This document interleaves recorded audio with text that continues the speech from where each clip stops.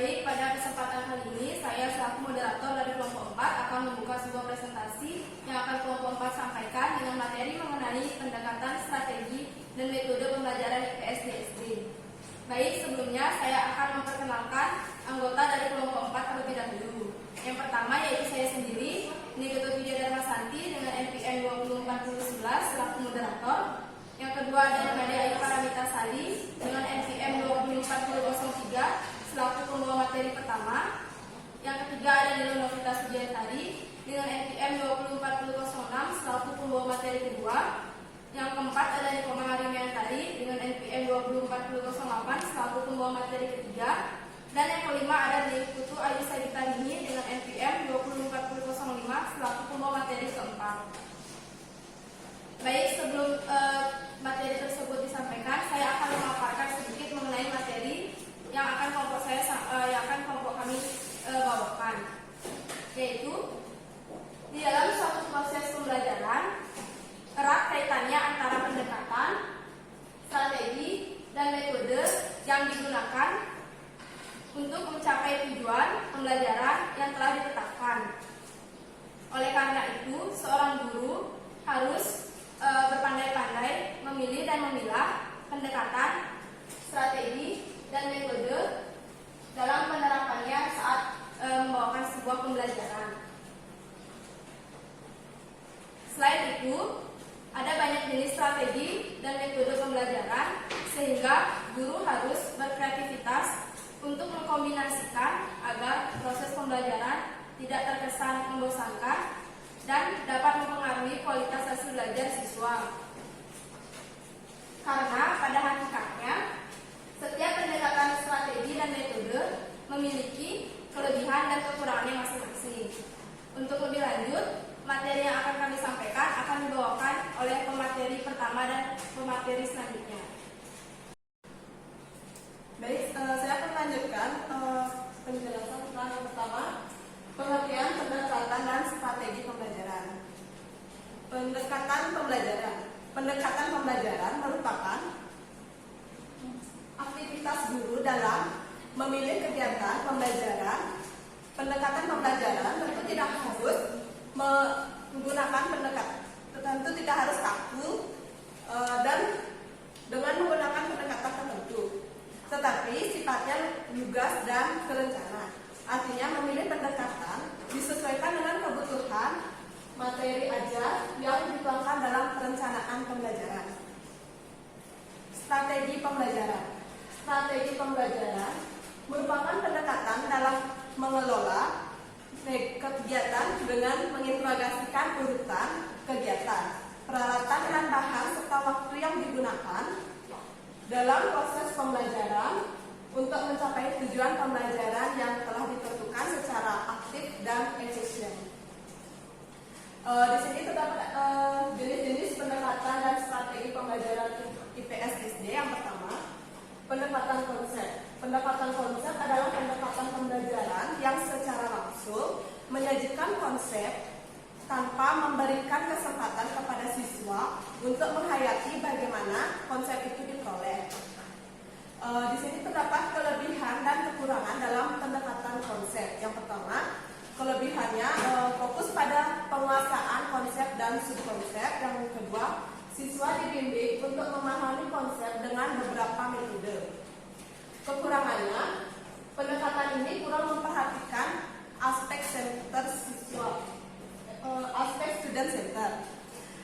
Yang kedua, guru terlalu dominan dan siswa tidak dibimbing untuk memahami konsep tersebut.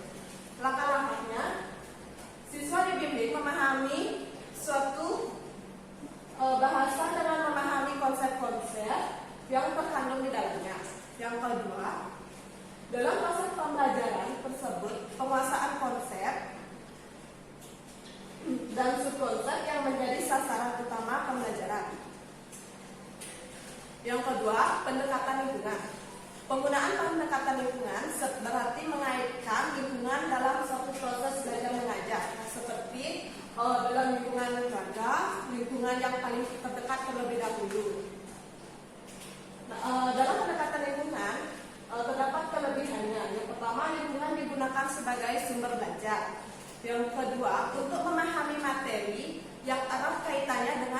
kehidupan sehari-hari dan sering digunakan dalam pendekatan lingkungan. Langkah-langkahnya, guru menjelaskan materi sambil memberikan contoh permasalahan yang dekat dengan lingkungannya. Pelajaran dengan menggunakan pendekatan inquiry berarti mengajarkan siswa untuk mengendalikan situasi yang dihadapi ketika berhubungan dengan dunia fisik, yaitu dengan menggunakan teknik yang digunakan oleh para ahli penelitian. Di sini terdapat kelebihan dan kekurangannya. Yang pertama, kelebihannya membelajarkan siswa untuk mengendalikan situasi yang dihadapi ketika berhubungan dengan dunia fisik, yaitu dengan menggunakan teknik yang digunakan oleh para ahli. Kekurangannya, kurang menguasai teknik yang digunakan oleh para ahli peneliti. Langkah-langkahnya, guru merencanakan situasi sedemikian rupa sehingga siswa didorong untuk menggunakan prosedur yang digunakan para ahli penelitian untuk mengenal masalah, mengajukan pertanyaan, mengemukakan langkah-langkah penelitian, memberikan pemaparan yang ajak, membuat ramalan dengan penjelasan yang menunjang pengalaman. Keempat, pendekatan proses. Pendekatan proses merupakan suatu pendekatan pengajaran memberikan kesempatan kepada siswa untuk ikut menghayati proses penemuan atau penyusunan suatu konsep sebagai suatu keterampilan proses. Pendekatan proses terdapat kelebihan. Yang pertama, siswa memiliki keterampilan dalam melakukan pengamatan, penafsiran data, dan mengkomunikasikan hasil pengamatan. Langkah-langkahnya, mengembangkan kemampuan siswa dalam keterampilan proses atau langkah-langkah ilmiah seperti penafsiran data, melakukan pengamatan, dan mengkomunikasikan hasil pengamatan tersebut. Pendekatan heuristik. Menurut Lucian, heuristik semacam fakta psikologis yang muncul sebagai kodrat manusia yang memiliki nafsu untuk menyelidiki sejak bayi. Metode heuristik ini dipopulerkan oleh Profesor Armstrong pada abad ke-19. Menurut metode ini, peserta didik sendiri harus menemukan fakta ilmu pengetahuan. Kelebihan dan kekurangannya. Kelebihannya, siswa bersemangat untuk melakukan eksperimen berbagai penelitian. Kekurangannya, siswa bersifat individual karena siswa cenderung melakukan segala sesuatunya sendiri. Pendekatan interaktif. Pendekatan interaktif juga dikenal sebagai pendekatan pertanyaan anak yang memberi kesempatan pada siswa untuk mengajukan pertanyaan untuk kemudian melakukan penyelidikan yang berkaitan dengan pertanyaan yang mereka ajukan. Kelebihannya, siswa ikut berpartisipasi aktif dalam kegiatan pembelajaran, kemudian menambahkan kepercayaan diri siswa untuk mengajukan pertanyaan. Kekurangannya, tidak semua pertanyaan siswa yang digunakan untuk penelitian. Langkah-langkahnya, memberikan kesempatan kepada siswa untuk mengajukan pertanyaan. Kemudian guru perlu mengumpulkan, memilih, dan mengubah pertanyaan tersebut menjadi suatu kegiatan yang spesifik dan melakukan penyelidikan yang berkaitan dengan pertanyaan yang mereka ajukan. Baik, presentasi selanjutnya akan dilanjutkan oleh teman saya. Baik, saya akan melanjutkan penjelasan materi dari kelompok saya. Yang ketujuh, pendekatan pemecahan masalah. Dalam pendekatan pemecahan masalah ini ada dua versi. Versi yang pertama, siswa dapat saja menerima saran tentang prosedur yang digunakan, cara mengumpulkan data, menyusun data, dan menyusun serangkaian pertanyaan yang diarahkan ke pemecahan masalah. Dalam versi kedua, hanya masalah yang dimunculkan siswa yang dapat merancang pemecahannya sendiri. Guru berperan hanya dalam menyediakan bahan dan membantu memberikan petunjuk. Selanjutnya ada kelebihan, kekurangan, dan langkah-langkah pendekatan pemecahan masalah. Yang pertama, kelebihannya, siswa dituntut untuk dapat merancang pemecahan masalah sendiri. Kekurangannya, guru berperan hanya dalam menyediakan bahan dan membantu memberi petunjuk. Langkah-langkahnya, guru memberikan kesempatan pada siswa untuk dapat memecahkan permasalahan melalui praktikum atau pengamatan. Yang kedelapan, pendekatan terpadu. Pendekatan ini merupakan pendekatan yang inti memadukan dua unsur atau lebih dalam satu kegiatan pembelajaran. Unsur pembelajaran yang dipadukan dapat berupa konsep dengan proses, konsep dari satu mata pelajaran dengan konsep mata pelajaran lain, atau dapat juga berupa penggabungan suatu metode dengan metode lain. Selanjutnya, ada kelebihan, kekurangan, dan langkah-langkah dari pendekatan terpadu. Yang pertama, kelebihan. Meningkatkan wawasan karena satu pembelajaran melibatkan lebih dari satu cara pandang. Pendekatan terpadu dapat diimplementasikan dalam berbagai model pembelajaran, serta siswa yang pasif akan sulit memahami pembelajaran. Dan kekurangannya, siswa yang pasif akan sulit memahami pembelajaran. Selanjutnya, langkah-langkahnya, guru memadukan dua unsur atau lebih dalam suatu kegiatan pembelajaran. Pemaduan dilakukan dengan menekankan pada prinsip ketertarikan antara satu unsur dengan unsur yang lain. Yang kesembilan, pendekatan induktif. Pendekatan ini pertama kali dikemukakan oleh filosof Inggris Francis Bacon yang menghendaki agar penarikan kesimpulan didasarkan dari fakta yang konkret sebanyak mungkin. Selanjutnya, pendekatan induktif juga ada kelebihan, kekurangan, dan langkah-langkah. Yang pertama, kelebihan, siswa dapat menarik kesimpulan berdasarkan fakta konkret sebanyak mungkin. Kekurangannya, tepat atau tidaknya kesimpulan atau cara berpikir yang diambil secara induktif bergantung pada representatif atau sampel yang diambil mewakili fenomena keseluruhan. Selanjutnya, langkah-langkah, guru mengajak siswa dapat menarik kesimpulan berdasarkan fakta konkret yang berkaitan dengan materi yang telah diajarkan. Selanjutnya, yang ke-10 ada pendekatan pembelajaran berbasis kompetensi. Pelaksanaan pembelajaran ini berfokus pada kegiatan pembelajaran adalah penguasaan kompetensi dari peserta.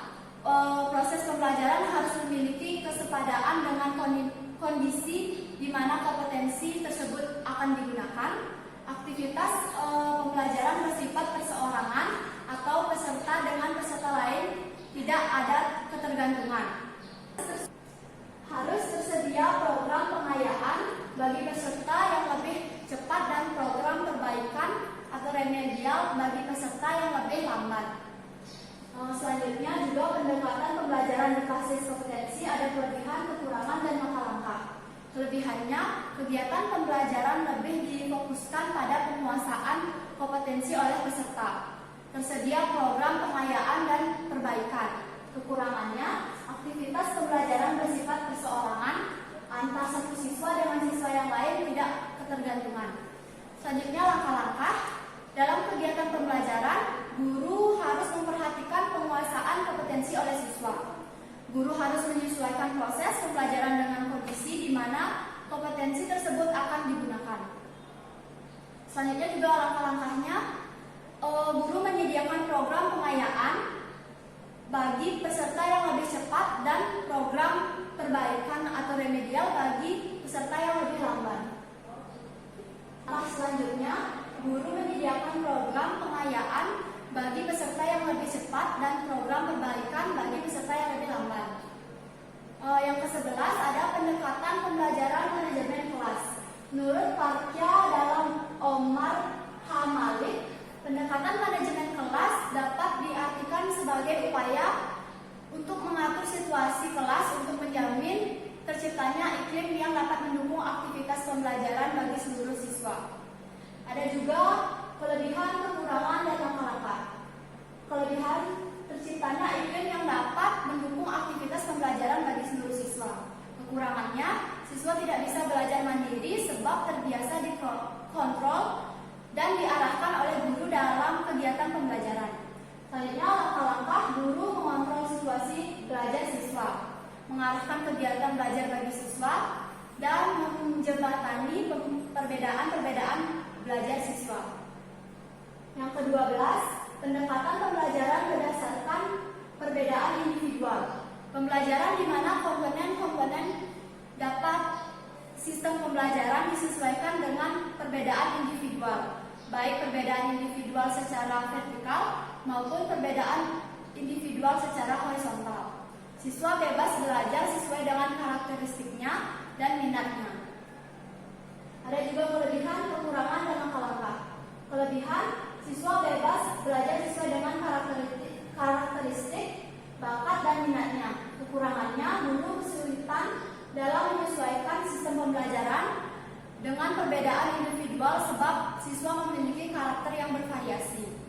Langkah-langkahnya, menyesuaikan sistem pembelajaran dapat perbedaan individual siswa. Yang ke-13, pendekatan konstruktivitis. Teori belajar konstruktivitis beranjak dari psikolog perkembangan intelektual Piaget yang memandang belajar sebagai proses pengaturan sendiri atau self-regulation yang dilakukan seseorang dalam mengatasi konflik kognitif. Konflik kognitif timbul pada saat terjadi ketidakselarasan antara informasi yang diterima siswa karena struktur kognitif yang telah dimilikinya. Ada juga kelebihan, kelemahan, dan langkah-langkah. Pembelajaran menjadi bermakna sebab siswa dapat membina konsep sendiri atas materi yang telah diajarkan, itu kelebihannya. Sedangkan kelemahannya, kesulitan dalam membina konsep sendiri jika siswa kurang paham terhadap materi yang telah diajarkan. Selanjutnya ada langkah-langkah. Guru mengajak siswa agar dapat membina konsep sendiri atas materi yang telah diajarkan, menghubung kaitan perkara yang dipelajari dengan pengetahuan yang ada pada siswa. Baik, presentasi akan dilanjutkan oleh kelompok saya. Baik, di sini saya akan melanjutkan presentasi dari teman saya yang ke-14, yaitu ada pendekatan pembelajaran jarak jauh atau disebut dengan literatur review. Menurut Jolie et al. 2001-232, secara tradisional pembelajaran jarak jauh adalah merupakan pembelajaran di mana secara geografis siswa pembelajar berada jauh dari fasilitator guru dan bekerja atau belajar secara mandiri melalui serangkaian bahan-bahan pembelajaran. Di sini ada kelebihan, kelemahan, serta langkah-langkahnya. Kelebihannya yaitu pemakaian waktu lebih efisien karena siswa dapat mengerjakan tugas dimanapun ia berada. Kelemahan, siswa mengalami kesulitan dan memahami materi pembelajaran. Langkah-langkahnya yaitu yang pertama, guru memberikan bahan-bahan pembelajaran pada siswa secara tidak langsung, misalnya melalui Gmail. Yang kedua, dukungan yang diberikan kepada siswa adalah dalam bentuk bantuan atau tutorial ketika mereka menemukan kesulitan dalam pembelajaran. Selanjutnya ada jenis-jenis strategi pembelajaran UPS. Strategi pembelajaran langsung atau direct instruction. Strategi pembelajaran langsung yaitu dirancang untuk mengenalkan siswa terhadap mata pelajaran guna membangun minat, menimbulkan rasa ingin tahu, dan merangsang mereka berpikir. Menurut Jill Burnham dalam Suryanti DKK, strategi pembelajaran langsung melalui berbagai pemantauan secara aktif merupakan cara mengenalkan siswa untuk menilai tingkat pengetahuan siswa sambil melakukan kegiatan pembentukan tim. Cara ini cocok pada segala ukuran kelas dengan materi pelajaran apapun. Strategi pembelajaran langsung memiliki ciri-ciri yaitu yang pertama, tujuan pembelajaran dan pengaruh model pada siswa termasuk prosedur penilaian hasil belajar. Yang kedua yaitu fase atau pola keseluruhan dan alur kegiatan pembelajaran. Yang ketiga, sistem pengelolaan dan lingkungan belajar, model yang diperlukan agar kegiatan pembelajaran tertentu dapat berlangsung dan dengan berhasil. Selanjutnya ada fase-fase pengajaran langsung. Setiap model pengajaran memiliki fase-fase pengajaran yang berbeda. Satu model dengan model lain. Model pengajaran langsung memiliki 5 fase penting. Yang pertama, menyampaikan tujuan dan mempersiapkan siswa. Yang kedua, menjelaskan tujuan. Yang ketiga, menyiapkan siswa. Yang keempat ada mendemonstrasikan pengetahuan atau keterampilan. Yang kelima, menyampaikan informasi dengan jelas. Yang keenam, melakukan demonstrasi. Yang ketujuh, menyediakan latihan terbimbing. Yang kedelapan, menganalisis pemahaman dan memberikan umpan balik. Yang terakhir, memberikan kesempatan latihan mandiri. Selanjutnya, strategi pembelajaran cooperative learning, yaitu cooperative learning adalah strategi pembelajaran yang menekankan kepada proses kerja sama dalam suatu kelompok yang biasa terdiri atas 3 sampai 5 orang siswa untuk mempelajari suatu materi akademik yang spesifik sampai tuntas. Melalui cooperative learning, siswa didorong untuk bekerja sama secara maksimal sesuai dengan keadaan kelompoknya. Kerjasama di sini dimaksudkan setiap anggota kelompok harus saling bantu. Beberapa penulis seperti Slavion Johnson mengatakan ada komponen yang sangat penting dalam strategi pembelajaran kooperatif, yaitu kooperatif dalam mengerjakan tugas-tugas dan kooperatif dalam memberikan dorongan atau motivasi. Slavin Abrani dan Chambers berpendapat bahwa belajar melalui kooperatif dapat dijelaskan dari beberapa perspektif, yaitu perspektif sosial, perspektif perkembangan kognitif, dan perspektif elaborasi kognitif. Yang selanjutnya ada strategi pembelajaran problem solving, yaitu di mana mengajarkan atau memecahkan masalah berbeda dengan penggunaan pemecahan masalah sebagai suatu strategi pembelajaran. Mengajarkan memecahkan masalah adalah mengajarkan bagaimana siswa memecahkan suatu persoalan, misalkan memecahkan soal-soal matematika. Sedangkan strategi pembelajaran pemecahan masalah adalah teknik untuk membantu siswa agar memahami dan menguasai materi pembelajaran dengan menggunakan strategi pemecahan masalah. Dengan demikian, perbedaan keduanya terletak pada kedudukan pemecahan masalah itu.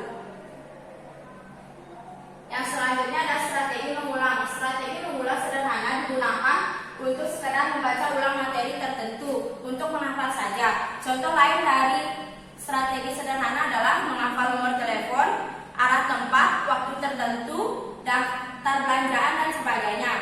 Menggarisbawahi diri kunci, membuat catatan pinggir, dan menuliskan kembali inti informasi yang telah diterima merupakan bagian dari mengulang kompleks. Strategi tersebut tentunya perlu diajarkan ke siswa agar terbiasa dengan cara demikian. Strategi elaborasi. Strategi elaborasi adalah proses penambahan rincian sehingga informasi baru akan menjadi lebih bermakna. Dengan strategi elaborasi, pengkodean lebih mudah dilakukan dan lebih memberikan kepastian.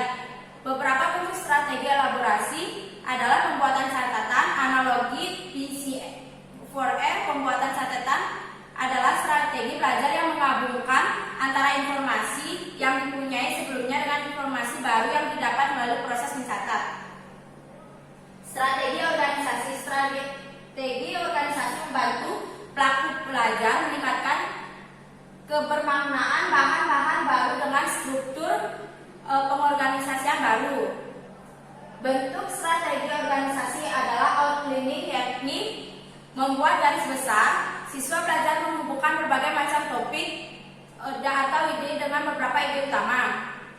Mapping yang lebih dikenal dengan pemetaan konsep dalam beberapa hal lebih efektif daripada outlining. Mnemonics membentuk kategori khusus dan cara teknis dapat diklasifikasikan sebagai satu strategi, elaborasi atau organisasi. Mnemonics membantu dengan membentuk asosiasi yang secara alamiah tidak ada yang membantu mengorganisasikan informasi menjadi memori kerja. Strategi mnemonics terdiri atas pemotongan, akronim, dan kata terkait. Nah, selanjutnya ada strategi pembelajaran kemampuan berpikir, yaitu di mana penanaman konsep merupakan penunjang kemampuan berpikir siswa. Konsep merupakan keadaan lingkungan abstraksi dari kesamaan dan dari jumlah benda atau fenomena. Contoh konsep yakni tanah, sungai, gunung, uang, cuaca, dan lain-lain. Pengajaran konsep mengembangkan kemampuan kognitif dari yang terendah sampai tingkat tinggi. Pengajaran konsep dapat dilakukan melalui 2 pendekatan, yaitu yang pertama pendekatan induktif dilakukan dengan mengkaji fenomena sosial untuk mendapatkan informasi yang selanjutnya dikembangkan menjadi fakta. Fakta-fakta tersebut dirangkai sehingga menunjukkan adanya suatu kategori atau kesamaan tertentu. Yang kedua, pendekatan dedukatif. Pengajaran dimulai dengan pemberian konsep dan diteruskan untuk menemukan fakta-fakta yang menjadi bagian konsep. Selanjutnya ada strategi pembelajaran kemampuan proses. Yang pertama, pemecahan masalah atau problem solving. Dalam pengajaran IPS sekolah dasar, kelas di persekolahan guru dapat mendorong siswa untuk belajar memecahkan masalah dengan menggunakan metode pendekatan pemecahan masalah atau problem solving. Dengan cara pendekatan ini akan terjalin sebuah komunikasi yang baik antara guru dengan siswa sehingga antara guru dan siswa tidak ada pembatas. Yang kedua ada inquiry. Inquiry adalah siswa mampu menemukan jawaban sendiri dari pertanyaan-pertanyaan yang timbul. Pengajaran inquiry merupakan bentuk pengajaran yang mengenalkan konsep-konsep secara indukatif. Yang ketiga ada portofolio. Portofolio biasanya merupakan karya terpilih dari seorang siswa, tetapi dapat juga berupa karya terpilih dari satu kelas secara keseluruhan yang bekerja secara kooperatif. 23 ada strategi pembelajaran kooperatif. Pembelajaran kooperatif pembelajaran yang menghendaki siswa belajar secara bersama-sama, saling membantu satu sama lain dalam belajar, dan memastikan bahwa setiap orang dalam kelompok mencapai tujuan atau tujuan yang telah ditentukan sebelumnya. Terima kasih dan akan selanjutnya dilanjutkan oleh teman saya. Baik, di sini saya akan melanjutkan presentasi dari teman saya, yaitu strategi pembelajaran yang lain. Yang pertama ada bermain peran. Adalah suatu proses belajar di mana siswa melakukan sesuatu yang dilakukan orang lain. Dalam proses belajar, siswa berperan diajak untuk berpikir, berperan, dan bertindak bukan sebagai dirinya tetapi sebagai orang lain. Yang kedua ada sosiodrama. Ada perbedaan antara sosiodrama dengan bermain peran, yakni bermain peran lebih luas ruang lingkupnya, sedangkan drama sosial membatasi pada permasalahan yang menyangkut aspek sosial dan masyarakat. Dalam sosiodrama, sebuah peran dapat ditentukan secara langsung setelah sebuah permasalahan sosial dibahas oleh guru di dalam kelas.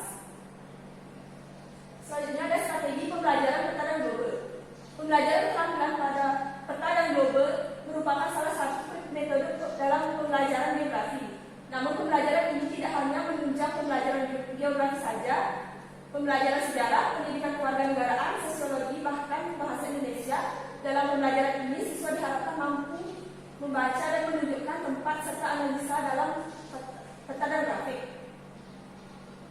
Selanjutnya ada pengertian metode pembelajaran IPS. Metode mengajar adalah suatu pengetahuan tentang cara-cara mengajar yang dipergunakan oleh guru atau instruktur, atau pengertian lainnya untuk teknik penyajian yang dikuasai oleh guru untuk mengajar dan menyajikan bahan pelajaran pada siswa di dalam kelas, baik secara individual maupun secara kelompok, agar pelajaran itu dapat diserap, dipahami, dan dimanfaatkan oleh siswa dengan baik. Selanjutnya ada jenis metode pembelajaran IPS. Yang pertama adalah metode ceramah. Metode ceramah merupakan suatu metode yang digunakan untuk menjelaskan materi secara verbal dan biasanya memiliki alat bantu visual. Hubungan guru dengan anak didik lebih banyak bersifat lisan. Metode ceramah memiliki kelebihan, kekurangan, dan manfaat. Kelebihannya yaitu guru mudah menguasai kelas. Kekurangannya, anak didik cenderung menjadi fasih dan ada kemungkinan kurang tepat dalam pengambilan kesimpulan. Langkah-langkahnya yang pertama, mendefinisikan istilah-istilah tertentu. Yang kedua, pembuatan bagi-bagian atau sub-bagian. Yang ketiga, pembuatan intisari dalam bentuk pengungkapan dari inti pembicaraan. Selanjutnya yaitu ada metode tanya jawab. Metode tanya jawab adalah interaksi dalam kegiatan pembelajaran yang dilakukan dengan komunikasi verbal, yaitu dengan memberikan siswa pertanyaan untuk dijawab. Di samping itu juga memberikan kesempatan pada siswa untuk mengajukan pertanyaan kepada guru. Metode tanya jawab ini memiliki kelebihan, kekurangan, dan langkah-langkah. Kelebihannya yang pertama, kelas akan hidup karena anak didik aktif berpikir dan menyampaikan pikiran melalui berbicara. Kekurangannya, siswa merasa takut apabila kurang dapat mendorong siswa untuk berani. Langkah-langkahnya, membuat daftar pertanyaan sesuai dengan tujuan pembelajaran, yang kedua mengajukan pertanyaan, yang ketiga membuat kesimpulan. Selanjutnya ada metode diskusi. Metode diskusi adalah suatu cara pembelajaran dengan menyajikan materi. Metode diskusi merupakan suatu kegiatan kelompok dalam memecahkan masalah untuk mengambil suatu kesimpulan. Metode diskusi ini memiliki kelebihan yaitu siswa memperoleh kesempatan untuk berpikir. Kekurangannya, diskusi terlalu menyerap waktu. Langkah-langkahnya yaitu yang pertama, diskusi kelas jika melibatkan seluruh siswa dan dipimpin oleh guru. Yang kedua, diskusi kelompok terdiri dari 3 sampai dengan 6 orang. Selanjutnya ada metode pemberian tugas. Metode pemberian tugas adalah cara mengajar atau cara penyajian materi melalui penugasan siswa untuk melakukan suatu pekerjaan. Bisa dikatakan bahwa metode pemberian tugas adalah metode pembelajaran yang dilakukan dengan memberikan tugas tertentu kepada siswa untuk dikerjakan dan hasilnya dapat dipertanggungjawabkan. Metode pemberian tugas memiliki kelebihan, yaitu baik sekali untuk mengisi waktu luang dengan hal-hal yang konstruktif. Kekurangannya, tidak jarang pekerjaan yang ditugaskan itu diselesaikan dengan meniru pekerjaan orang lain. Langkah-langkahnya yang pertama, guru menyiapkan tugas dan menyediakan buku sumber. Yang kedua, guru memberikan tugas kepada siswa dan menyebutkan manfaatnya. Yang ketiga, tugas harus dikerjakan oleh siswa. Selanjutnya ada metode demonstrasi.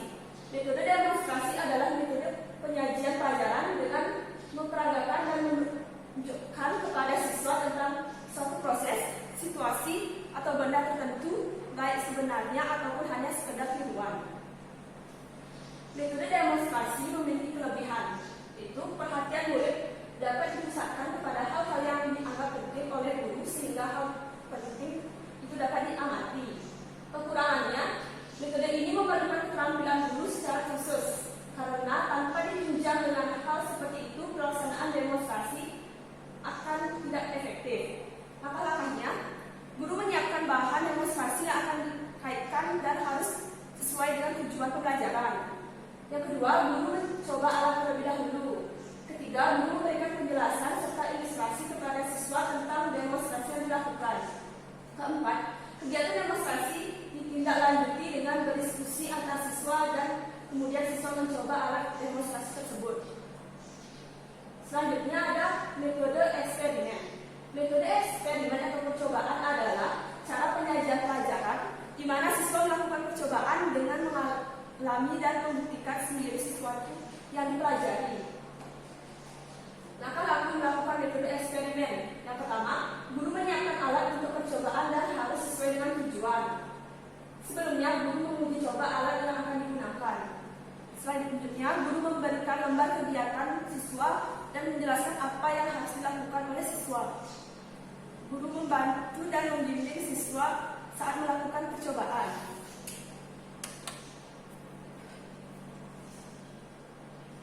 Baik, untuk selanjutnya, waktunya akan saya kembalikan kepada moderator. Baik, sekian pemaparan materi yang telah disampaikan oleh anggota dari kelompok 4. Di sini saya selaku moderator akan menyampaikan kesimpulan dari materi yang telah disampaikan tersebut. Baik, kesimpulannya adalah pendekatan pembelajaran dapat diartikan sebagai titik tolak atau sudut pandang kita terhadap proses pembelajaran yang merujuk pada pandangan tentang terjadinya suatu proses yang sifatnya masih sangat umum. Di dalamnya mewadahi, menginspirasi, menguatkan, dan dapat melatari suatu metode pembelajaran dengan cakupan teoritis tertentu.